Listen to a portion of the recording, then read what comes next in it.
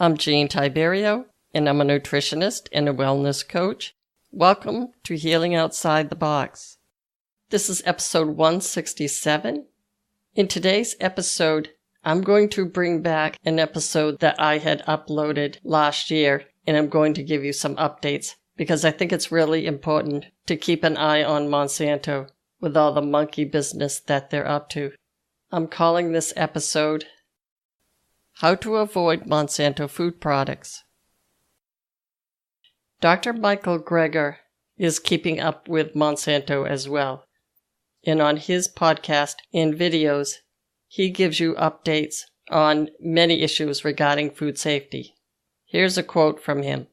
Quote, "All the evidence in the world is worthless unless it can be translated into action.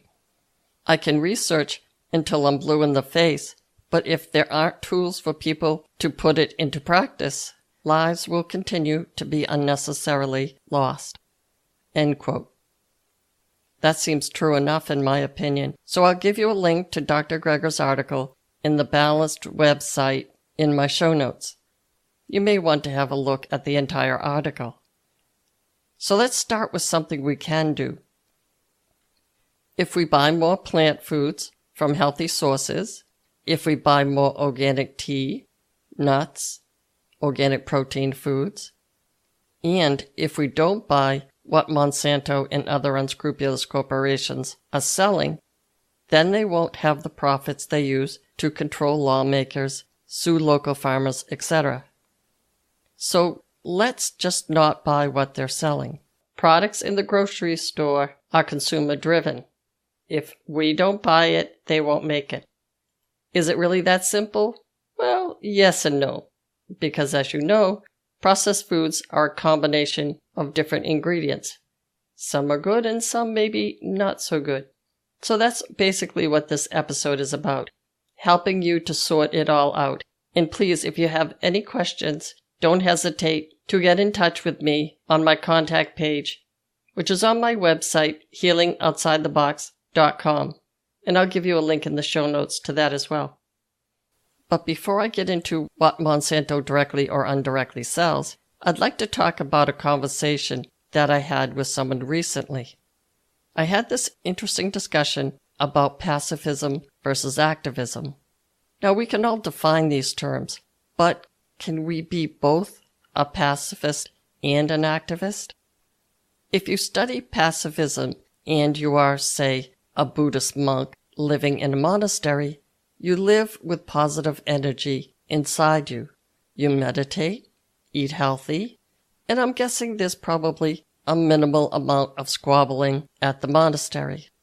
For example, you may believe that there is no such thing as a necessary war.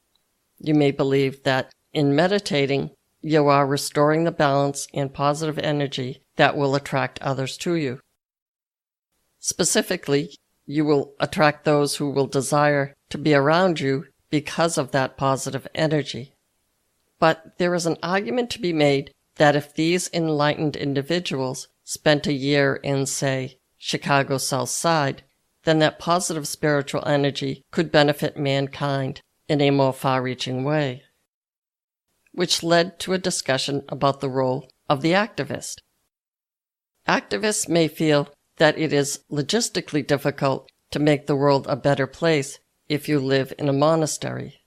So can you do both? Can you meditate, practice compassion, eat healthy, etc., and in so doing, reduce damage to your DNA, reduce stress, and lead others towards a path of wellness?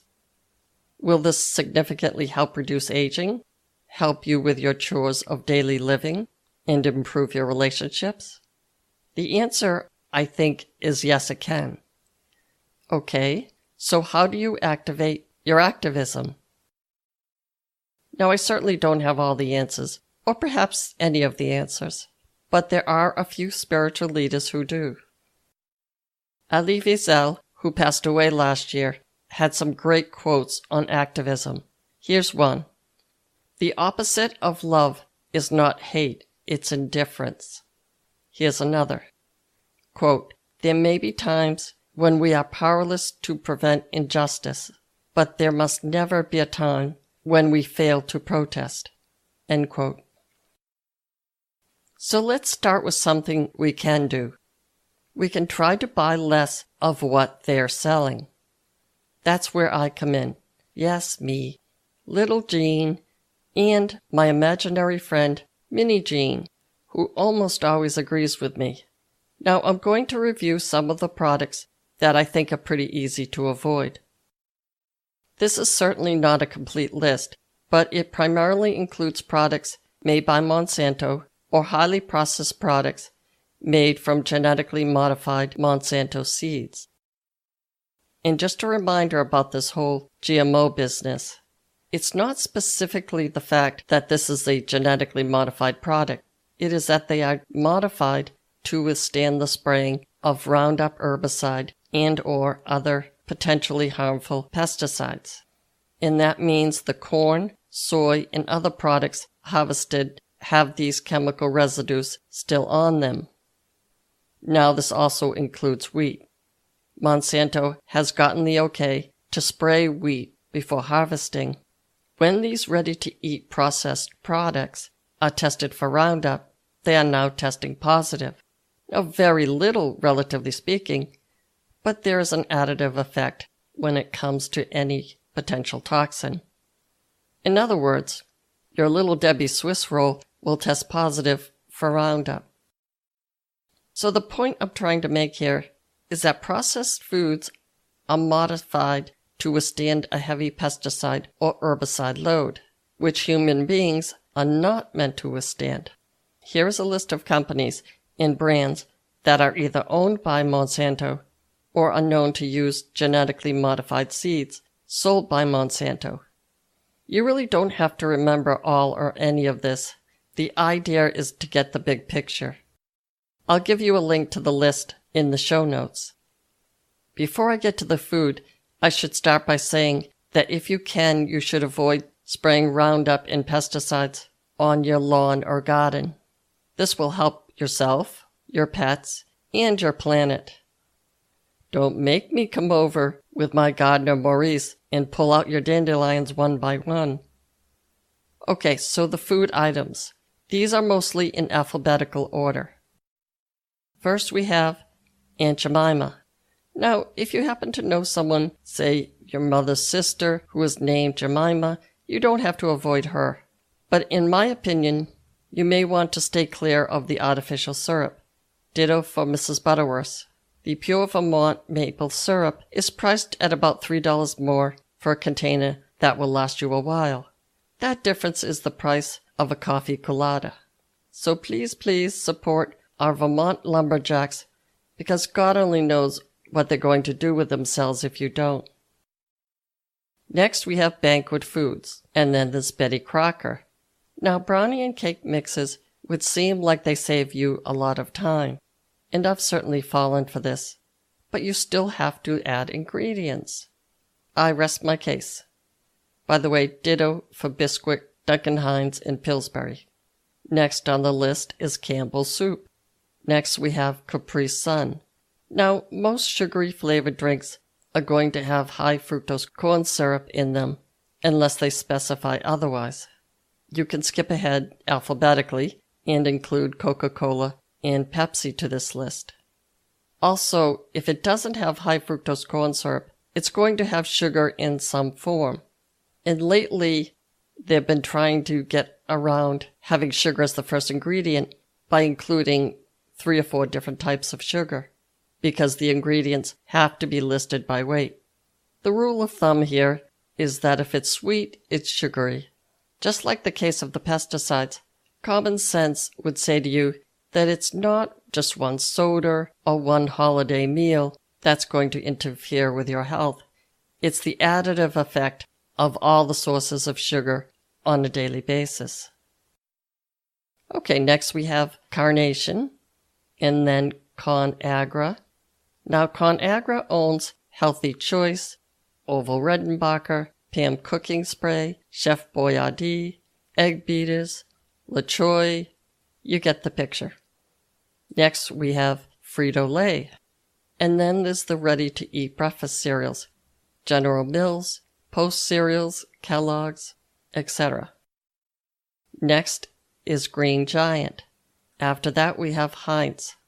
I'm sorry, Senator John Kerry, but it's on the list. The next item is Keebler. I never trusted those elves. And next we have Kool-Aid. What a surprise. As the saying goes, who's drinking the Kool-Aid? Hopefully no one. Next on the list we have Kraft/Philip Morris, same corporation. Following that we have Lean Cuisine. And then under the L's is Lipton. Lipton owns tea, obviously, but they also make dry soup mixes, wishbone salad dressings, good humor ice cream, etc. As you may recall, if you listened to an episode on tea that I had, I worked for Lipton for 2 years. Enough said. Well, actually, not enough said. In addition to the tea that is being sprayed with herbicides and/or pesticides, the Lipton people can't take a joke when it comes to the fact that you can't just give their stuff away. And we Lipton people may have mentioned that from time to time. Next on the list is Minute Maid. They're one of the companies that may be mistreating their farm workers that pick the oranges. And remember, these farm workers have direct exposure to all those herbicides and pesticides. Next on the list is Morningstar. I know they make veggie burgers. I'm just the messenger. Next on the list is Nabisco with their crackers and cookies. And I would include similar corporations in this particular aisle in the grocery store. Next is Nature Valley granola bars. I know, say it ain't so. Well, it is so. Next on the list is Ocean Spray. And then we have Pepperidge Farm. Yes, I know, they're yummy. Next on the list is Pop Secret Popcorn, which is owned by Diamond Foods. Then we have Prego pasta sauce, also Ragu pasta sauce. And then we have Pringles potato chips. What kind of potato comes to you as a deck of cards? Okay, and then we have Procter & Gamble. And then this Quaker. And Rice-A-Roni. And Uncle Ben's. The Aunt Jemima rule applies here. And last is Unilever, which is a British company that owns Lipton. Way back in the days when I was working for Lipton, I was once taken out by a Unilever executive who loved tennis. On the company's dime, he took me to a restaurant to get lobster, and then we went to the U.S. Open, and had really good seats, by the way. And I'm saying all this not to brag, but to suggest to you that you're paying for this when you buy wishbone salad dressing. So that's the list. Now, in no way do I mean to imply that it's possible to memorize all of them and to avoid all of them. I just believe that if we all think like a tribe of people who want to raise our families in a healthy environment, it's good to be aware that we have choices when we buy our food. I recently listened to a webinar given by a guy named Dr. David Perlmutter. He has helped increase awareness of the critical role that nutrition can play in the prevention of neurological disorders. And by disorders, he means things like Alzheimer's, depression, and ADHD.